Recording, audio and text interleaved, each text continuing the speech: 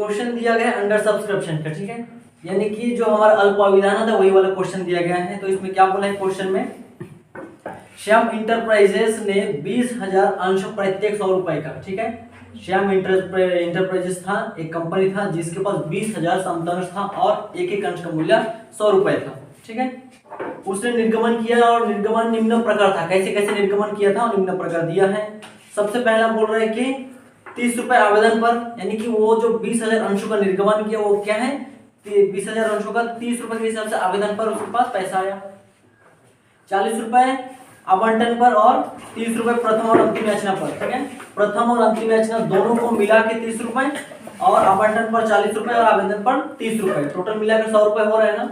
हाँ ठीक है, जो 20,000 अंश था वो 100 रुपए प्रत्येक अंश का मूल्य था और पूरा 100 रुपए को पूरा बांट दिया आवंटन में, ठीक है।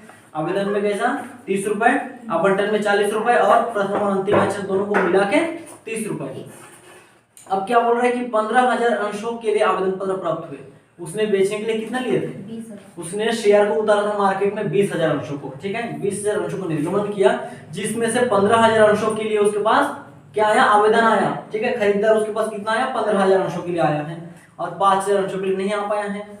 उसके बाद क्या बोल रहे हैं, उसको स्वीकार कर लिया गया, ठीक है, जो भी 15,000 आया उसको पूरा पूरा स्वीकार कर लिया गया है। जो उसने क्या किया था, मार्केट में 20,000 शेयर को उतारा है, जिसमें से 15,000 के लिए खरीदार आया है, तो 15,000 को पूरा उसने निर्गमन कर दिया, बेच दिया, ठीक है।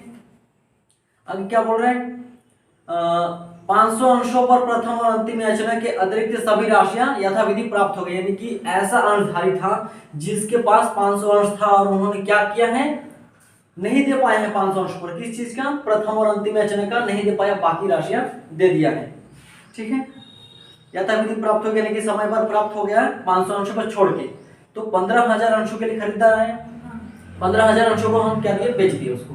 अब 15,000 अंशों पे हमको पूरा पैसा प्राप्त होना चाहिए था, और उस 15,000 में 500 अंशों का एक अंशधारी ऐसा था जिसने पैसा नहीं दे पाया, डुबा दिया, तो बाकी कितना बच गया, 14,500, उसने हमको पूरा दे दिया। तो आवश्यक रोजम से प्रविष्टि कीजिए, ठीक है, आवश्यक रोजम से प्रविष्टि किया, इसमें पूरा जर्नल एंट्री करना है और चिट्ठा भी बना देंगे साथ में। तो सबसे पहला एंट्री क्या है इसका, कि आवेदन पर 30 रुपए के हिसाब से उसने जब निर्गमन किया था आवेदन पे 30 रुपए के हिसाब से उसको प्राप्त हुआ था। तो सबसे पहला एंट्री क्या हो जाएगा यहाँ पे, बैंक खाता विकलन अंश आवेदन खाता से, यानी कि आवेदन पर कितने रुपए के हिसाब से, 30 रुपए के हिसाब से, और उसको कितना अंश प्राप्त हुआ था, 15,000 अंश, उसको 15,000 अंशों पर 30 रुपए के हिसाब से आवेदन की राशि उसको प्राप्त हुआ। तो 15,000 अंशों पर कितने रुपए, 30 रुपए के हिसाब से कितना होगा, 4,50,000 रुपए उसको प्राप्त हुआ बैंक में, ठीक है। कितना होगा, 4,50,000 ना, 4,50,000, 4,50,000 हो गया इसके अंदर, ठीक है। अब इसके निरसन लिख पाओगे, निरसन में क्या लिखना है यहाँ पे, कि 15,000 अंशों पर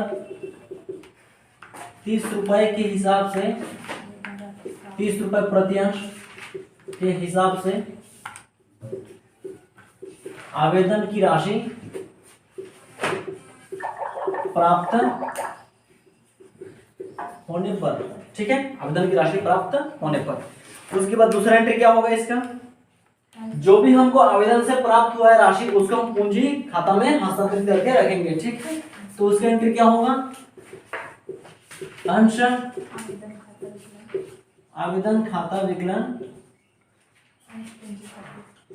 अंश पूंजी खाते से, कितना रुपए, 4,50,000 हमको मिला था, 4,50,000 हम पूंजी खाते में हस्तांतरित करके रख दिए, ठीक है। अपने आप को जब भी अकाउंट बनाओगे अपने आप को उस जगह में रखना, तभी अकाउंट अच्छे से बनेगा, ठीक है, समझ में आएगा क्या चीज कर रहे हैं। उसके बाद क्या है, आवंटन, ठीक है, आवेदन का 2 एंट्री हम कर दिए हैं, ठीक है। इसके निरसन क्या लिखना, कि आवेदन की राशि को पूंजी खाते में हस्तांतरित करके रखे हैं या हस्तांतरण किए हैं, हस्तांतरण किया गया। उसके बाद तीसरा एंट्री क्या होगा, अंश आवंटन खाता विकलन, अंश आवंटन खाता विकलन अंश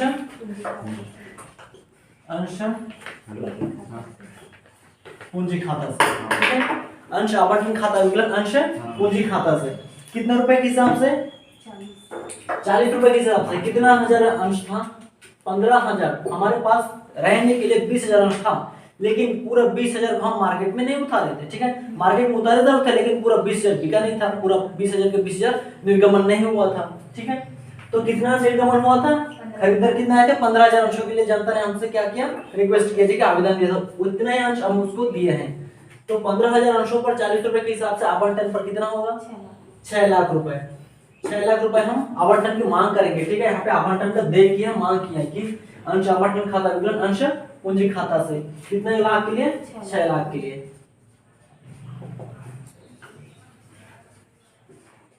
6 लाख के लिए हम क्या किए? आवंटन का मांग किए। अब ये आवंटन राशि उसने हमको दे दिया, ठीक है, प्राप्त किया, क्योंकि 500 अंशधारी ऐसा था, 500 अंशों का एक अंशधारी ऐसा था जिसने क्या किया था?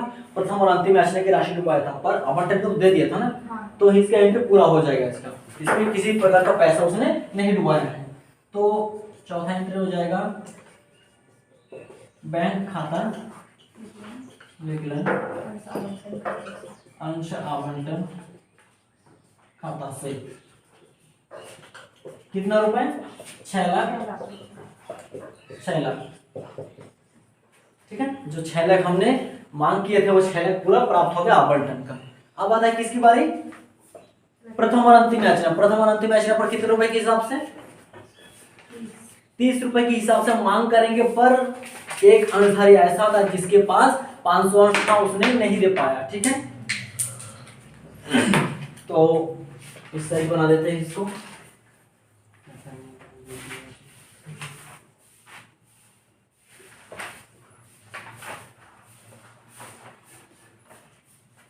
क्या है? प्रथम याचना और अंतिम याचना दोनों एक साथ है। हाँ, प्रथम और अंतिम याचना दोनों एक साथ है, उसको मांग करेंगे तो प्रथम और अंतिम याचना खाता विकलन अंश पूंजी खाता से, ठीक है। जो प्रथम और अंतिम याचना था उसको हम क्या किए हैं? मांग किए हैं कि पैसा लाओ करके, 21 है, या फिर हम इसको बोल सकते हैं कि ड्यू किए हैं, ठीक है, दे किए हैं। कितने लाख के लिए? 15,000 अंशों पर कितने रुपए? 30 रुपए के हिसाब से कितना? 4,50,000 रुपए की हमने मांग किया है। तो 4,50,000 की हम मांग किए हैं। क्या वो 4,50,000 पूरा हमको दे दिया? नहीं दे पाया। क्यों?